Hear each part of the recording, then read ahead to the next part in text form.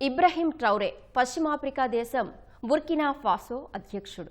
ప్రపంచంలోనే youngest president. Social మీడియాలో trending star.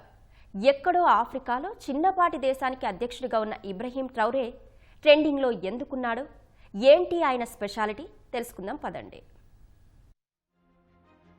Burkina Faso దశాబ్దాలుగా రాజకీయ సంక్షోభాలు, ఘర్షణలు, తిరుగుబాట్లు, ఉగ్రవాదం, ఆకలితో అల్లాడుతున్న పేద దేశం. 3 ఏళ్ల ముందు అంటే 2022 సెప్టెంబర్లో 34 ఏళ్ల చిన్న వయసులోనే దేశ అధ్యక్షుడయ్యాడు ఇబ్రహీం ట్రౌరే.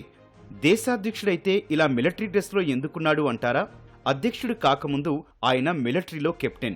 అప్పటి అధ్యక్షుడిపై తిరుగుబాటు చేసి పదవిలోకొచ్చాడు. హోదా మారినా మిలిటరీ యూనిఫామ్ మాత్రం మార్చలేదు. మిగిలిన దేశాధ్యక్షుల ఇబ్రహీం కోసం ఖరీదైన కార్లు, కాన్వాయ్ ఉండవు. మామూలు కారులోనే తిరుగుతాడు. సైనిక తిరుగుబాటుతో పదవిలోకొచ్చిన వాళ్లను సహజంగా నియంతలా చూస్తారు. కానీ ఇబ్రహీం ట్రౌరేను మాత్రం బుర్కినా ఫాసో ప్రజలు ఆరాధిస్తున్నారు. దేశాన్ని తమ జీవితాలను మార్చే యోధుడిలా చూస్తున్నారు.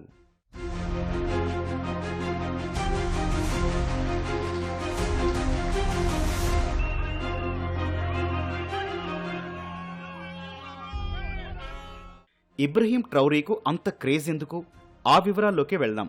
అసలే పేద దేశం, ఆ పైన పరాయి దేశాల పెత్తనం, అంతర్గత గొడవలు, విరుచుకుపడే ఉగ్రమూకలు, ఎడతెగని మారణకాండ, వీటితో ప్రజలు విసిగిపోయారు.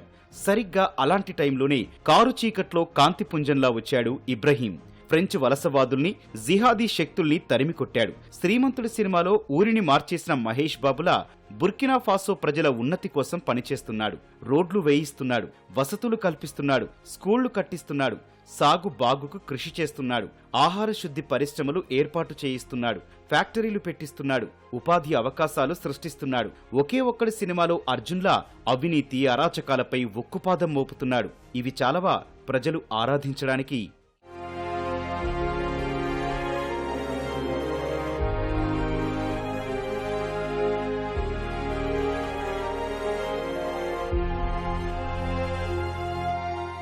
కొన్ని నెలల క్రితం రష్యా వెళ్లాడు ఇబ్రహీం ట్రౌరే.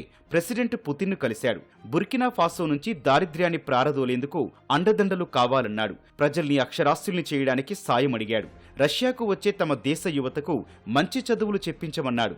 వివిధ రంగాల్లో బుర్కినా ఫాసో ప్రజలు నైపుణ్యాలు నేర్చుకోవడానికి సహకారం కోరాడు. ఖర్చంతా తమ ప్రభుత్వమే భరిస్తుందని చెప్పాడు. తన విధానాలు, ఆలోచనలు, పనులతో 1980ల నాటి విప్లవ నాయకుడు థామస్ సాంకారాను గుర్తు చేస్తున్నాడు. అందుకే ఇబ్రహీం ట్రౌరేని టార్చ్ బేరర్లా చూస్తున్నారు అక్కడి ప్రజలు.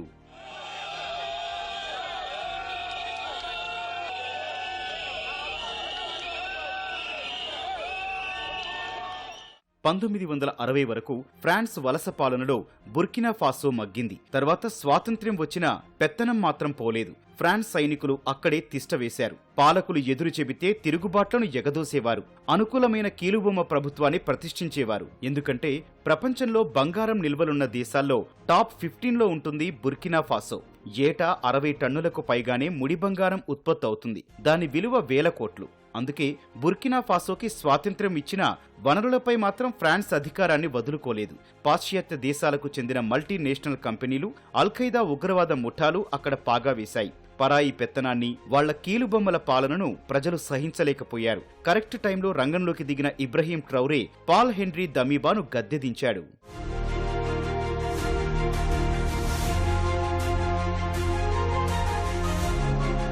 అధికార పగ్గాలు చేపట్టగానే ప్రక్షాళన మొదలుపెట్టాడు ఇబ్రహీం. మా వనరులు మాకే అంటూ వలసవాదుల్ని, టెర్రర్ గ్రూపుల్ని దేశం నుంచి వెళ్లగొట్టాడు. ఖనిజ సంపద, బంగారు గనుల్ని జాతీయం చేశాడు. మైనింగ్ నైపుణ్యం లేకపోవడంతో ఆ పని విదేశీ కంపెనీలకు అప్పజెప్పాడు. అందుకు ప్రతిఫలంగా తవ్వితీసిన ముడి బంగారంలో 15% వాటా ఇస్తున్నాడు.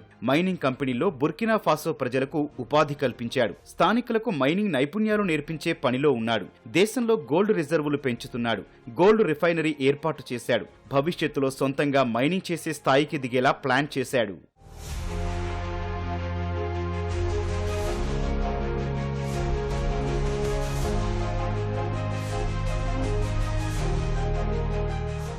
ఇబ్రహీం ట్రౌరే అంటే జిహాదీ ముఠాలకు కంటగింపు.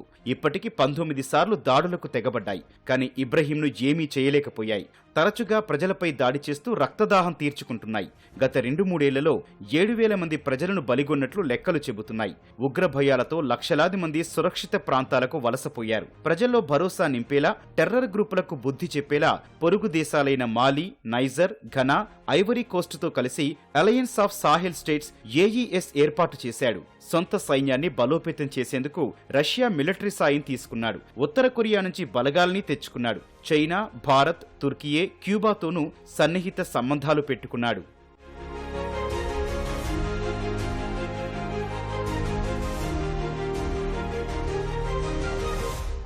ఎవరేమనుకున్నా, నియంత ముద్ర వేసినా ఇబ్రహీం ట్రౌరే పట్టించుకోలేదు. అనుకున్నది అనుకున్నట్లు చేసుకుంటూ పోతున్నాడు.